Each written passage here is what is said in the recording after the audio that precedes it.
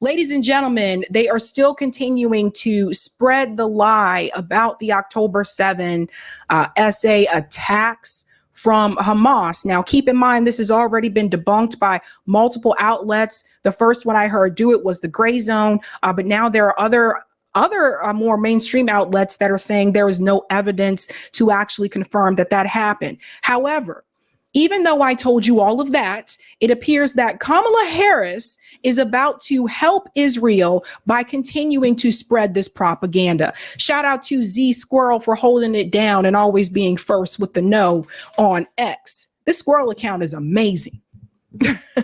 I wish I knew who this person was. This is insane. The Israeli regime, which has a direct line to the White House and Genocide Joe and Genocide Kamala, are doing yet another laundering of the debunked and exposed genocidal atrocity propaganda mass grape hoax featuring Sheryl Sandberg's debunked hoax documentary. And Z Squirrel is referring to this announcement here from CNN. Harris to shine light on horrific violence perpetrated during Hamas October attack. So here we go, ladies and gentlemen. This is what I've been telling you. They are still repeating this story, which has been debunked by multiple outlets, and they are still driving it home. But I'm going to show you later on in the segment why Kamala Harris is doing this, because they uniquely came to her, and I'll show you why. Let's go on here a little bit. Vice President Kamala Harris is expected to host a White House event focused in part on the Israel-Hamas war on Monday as part of an effort to highlight conflict-related sexual violence and amid fraught negotiations to reach a ceasefire agreement. So you guys see this? Harris has forcefully spoken about the situation unfolding in Gaza. Go down here. Monday's event also comes as the administration has publicly placed enormous pressure on Hamas to accept the hostage and ceasefire proposal and heighten its rhetoric about the Israel-Hamas war. Planning for the event had been underway for months, according to a source familiar. Peep this. Let's highlight this. This is wild. Oops, I highlighted the wrong one. Sorry. Here we go. Harris will deliver remarks at the White House on conflict-related sexual violence, followed by a panel discussion of survivors and experts from around the world and a partial screening of the documentary film Screams Before Silence, which talks about the accused essay on October 7th from Hamas. Remember, this is the Sheryl Sandberg film. So, does everybody see what is happening here? Kamala Harris is continuing to repeat the propaganda from Israel. This isn't something that Kamala decided to do on her own. This is something that she was told to do. And I'll explain to you why. Why are they continuing to repeat this lie? Why are they continuing to do this, knowing that they still, till this day, have no forensics evidence? Now, you remember it was just a month or two ago that Hillary Clinton was the one that was hosting events at Columbia University to talk about this supposed essay on October 7th. Notice that Hillary's not saying too much about this anymore ever since it has been debunked by multiple outlets. In particular, the UN has also debunked this. So now they get their puppet Kamala Harris to be the one to continue this discussion. The vice president spent her career as a prosecutor working to protect women and girls from violence. She has continued their leadership globally. The vice president has worked to ensure that conflict-related essay and a focus on the status of women and girls remains at the forefront of our national security policy making. So all of a sudden they care about women so damn much, right? Right? Why isn't Kamala Harris having a discussion about the detention centers of Palestinians where there has been documented evidence that show that they have endured assault? Why isn't she talking about that? I mean, if you're going to talk about people that have been assaulted, if you're going to talk about SA, Shouldn't you cover it on both sides? If you believe that this is true, what Israel is saying that Hamas did, if you believe that, shouldn't you cover the assaults that have happened to Palestinian people as well? No, not if you're trying to push a certain narrative. Earlier this year, the Association of Rape Crisis Centers in Israel published a report that found Israeli civilians suffered brutal SA that were carried out systemically and deliberately during Hamas October 7 attacks. Again, I want to reiterate that the Gray Zone and multiple outlets have debunked this multiple times. The report, which includes testimonies from witnesses, first responders, forensics experts, let me highlight here. See how this article is lying? And news articles say Hamas militants who entered Israel used extreme acts of SA against their victims and in most cases killed them after or even during the assault. So they're already lying here. Forensic experts. There has been no forensics evidence to prove that this happened. But CNN is continuing that lie. According to the evidence collected by ARCCI, an umbrella organization for 9 regional rape crisis centers, it says that men, women, and children were all victims of SA on October 7th. So now all of a sudden it's men, women, and children. I thought it was just the women. This story just continues to change, doesn't it? The report outlines witness testimony of the brutality of those crimes, including gang assault at the Nova Music Festival in the desert of southern Israel. Again, they have no evidence to back this up as well. 2 former hostages who were released in late November describing witnessing and about hearing the hostages being assaulted while in captivity. So they're still bringing up the 2 former hostages that came forward in November. Their story also was already debunked. So what you have to remember is that these people are saying exactly what the Israeli authorities want them to say with no evidence. So Kamala Harris is hosting this event to shine the light on these attacks that they say took place, which they have no evidence of, right? We go back to Z Squirrel, because I want to show you something else as well. Like our government, they're just such liars. Not only does the hoax by Sheryl Sandberg include explicit proven lies about non-existent photos and other deranged claims from proven hoaxers, it also launders actual torture. The White House is going to gleefully launder actual torture now for Israel. Again, where is the discussion about the Palestinians that are being tortured at the detention center? CNN and the New York Times actually covered that. So why isn't Kamala Harris talking about that?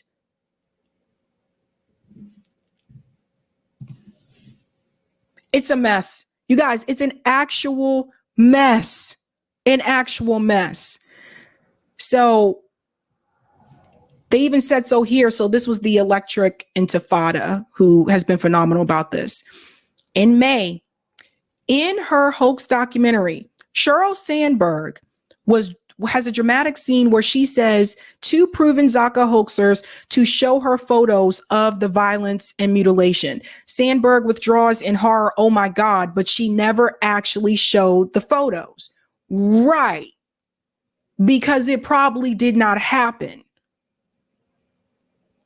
What kind of documentary is this?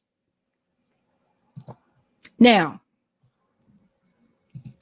peep this, fam. Even Haaretz and the UN are debunking this. And we'll bring this article up here and you can see October 7th, Israeli assault allegations disproven by the UN and Haaretz, also by the Electric Intifada and the Gray Zone. Let's pull up Haaretz first, and it says here, we'll go right down here. At the Shura base, to which most of the bodies were taken for purpose of identification. There were 5 forensics pathologists at work. In that capacity, they also examined the bodies that arrived completely or partially naked and examined the possibility of SA. According to a source knowledgeable about the details, there were no signs on any of the bodies attesting to sexual relations having taken place or mutilation. There's no forensic evidence to prove that any sexual activity even took place. But Kamala Harris is going to discuss this as fact tomorrow. These teams did not document, down here, the other highlighted part, these teams did not document a single case of SA or cases of genital mutilation.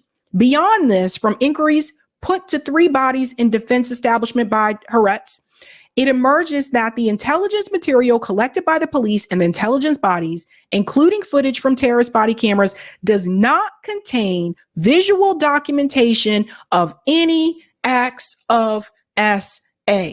Let's go on to the UN. The UN has come forward to say allegations of objects found inserted in females, etc., could not be verified.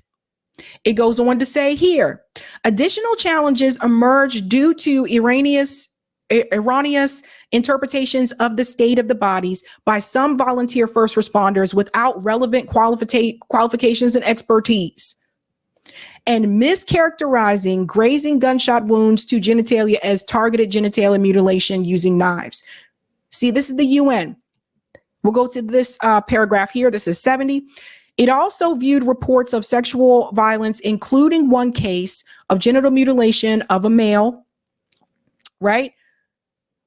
Of a male soldier and several female soldiers during the attack on the military base, which likewise could not be established.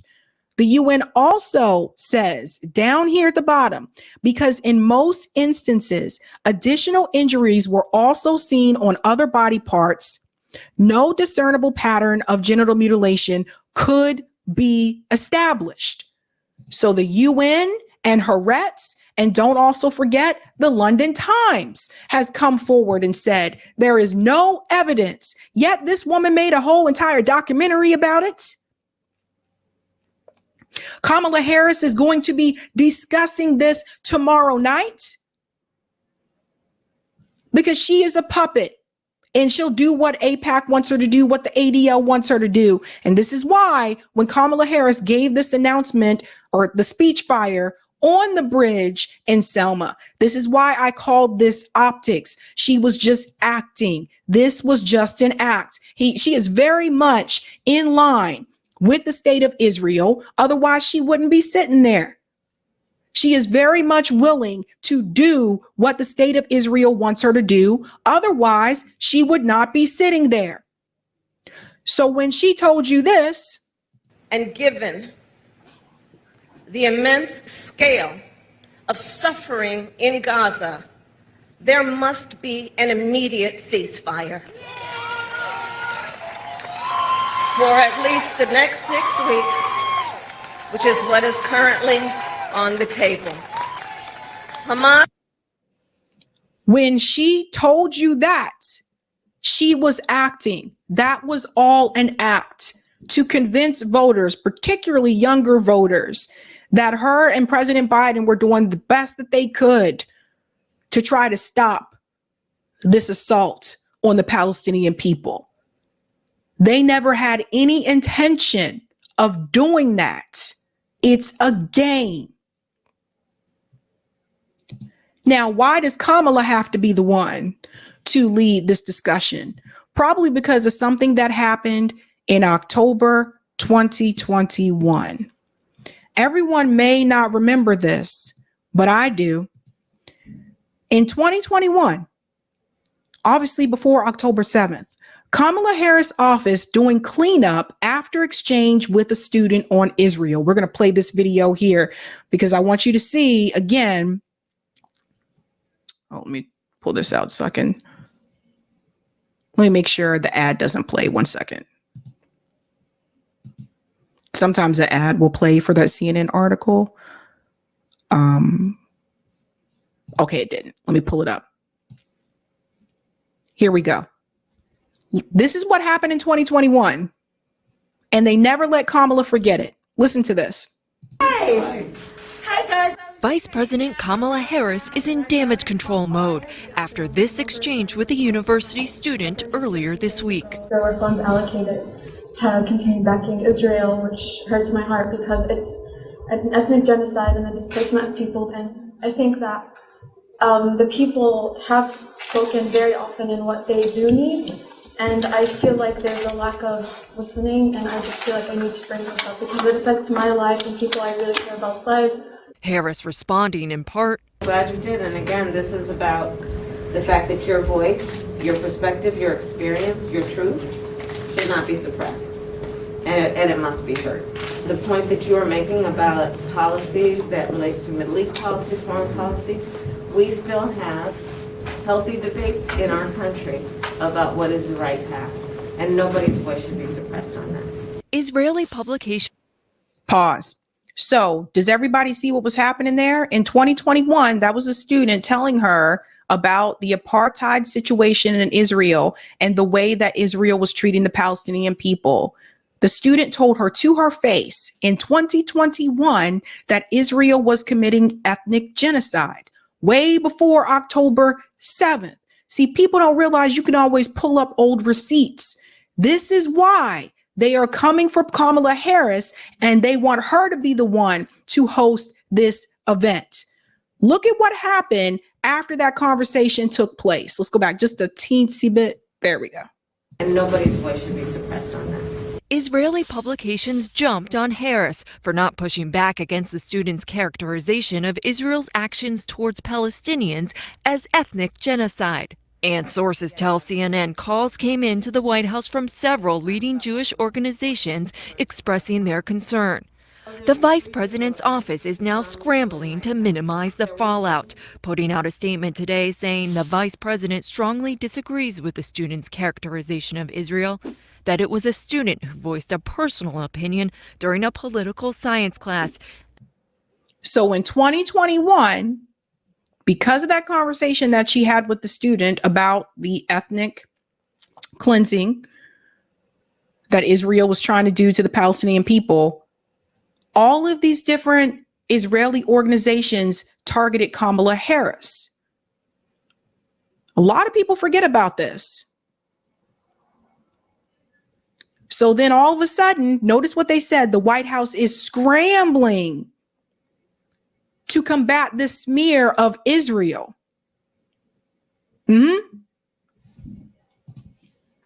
Emphasizing the vice president has been unwavering in her commitment to Israel.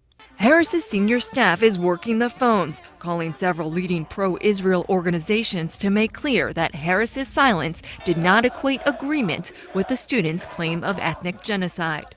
There's nothing wrong with criticizing policies of the state of Israel, but it's deeply problematic. Pause. We'll come back. Now, this is Jonathan Greenblatt. He's the CEO of the ADL.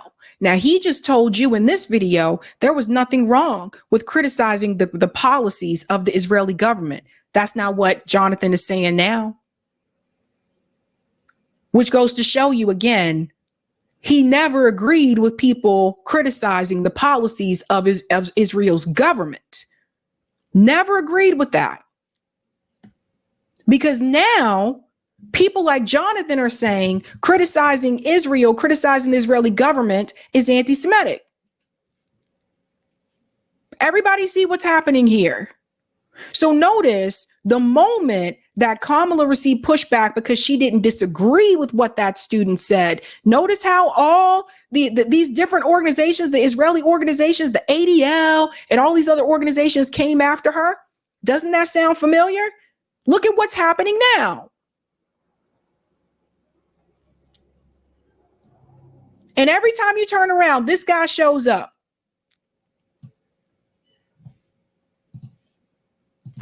There's nothing wrong with criticizing policies of the state of Israel, but it's deeply problematic when you demonize or delegitimize the country, because we've seen how that kind of slander is used and can spark anti-Semitic incidents here at home.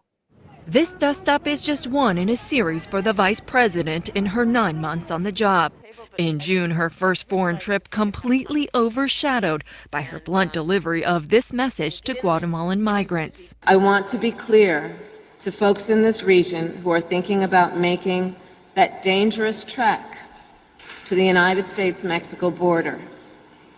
Do not come. Do not come. That answer upsetting many, including members of her own party, and calling into question her diplomatic chops. Just days later, Harris causing headlines again by dismissing the criticism that she's never been to the border. We've been to the border. You haven't been to the border. And I haven't been to Europe. And I don't understand the point that you're making. There have also been reports about dysfunction and infighting in Harris. Then they get into the dysfunction that was happening with Kamala's office at that point in time. But I wanted to show you that video from 2021 because I want you to understand the reason why Kamala Harris, they have her leading this event to continue to spread these lies is because Kamala owes them. When they came after Kamala in 2021, they set the record straight and let her know very clear, you do what we tell you to do or you're out of here. So when they all came after her like that, she knew she had to straighten up. Now, did she agree with what the student said? No, she didn't. But the problem is that she did not disagree with what the student said. And that's a problem that the ADL had. What that student said was correct. And maybe if more people would have listened to that student back in 2021, they would understand why what's happening now is happening. So Kamala Harris is hosting this event Monday at the White House.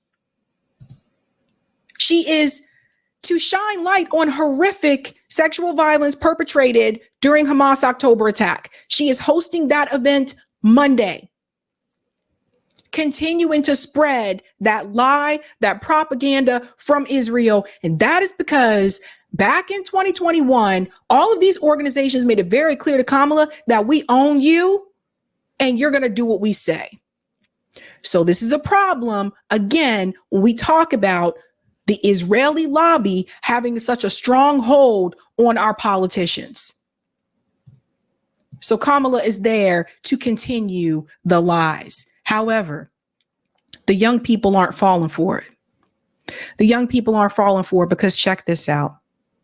At Stanford University's graduation, watch all the people, watch the number of people who walk out.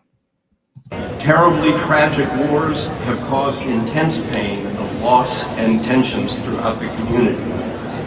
But this morning, we want to celebrate your achievements in spite of a troubled environment. We will rely on you, your values, perseverance, and strength of character to make our world better. We will rely on you, your values, passion, perseverance, and strength of character to make our worlds better. While at Stanford, you've gained the tools and analytical skills to help you understand the world, analyze its shortcomings, and work on solutions that will make things better. The university has strived to give you the skills to listen to and learn from one another. I urge you to continue to be open to other points of view. Don't let your convictions shut out your ability to listen and learn. I want to urge you to embrace your futures with gratitude and with optimism, while acknowledging the suffering of others. You should feel gratitude to your family and to the Stanford community for an outstanding education that has equipped you for lives of exploration and learning. Genuine feelings of expressions of gratitude result in social cohesion and a stronger civil society. These social bonds are very That's actually quite a large number. much needed in the current context of division and polarization. Yeah, like people are definitely tuning the speaker out. People are tuning the speaker out like whatever. So that was actually a significant amount of students that walked out of the Stanford graduation. So that's the thing. The young people, they're not falling for it. They're not buying it. And that's why they got to send people like Kamala Harris on this, Israel propaganda tour to continue to spread the lies over and over again.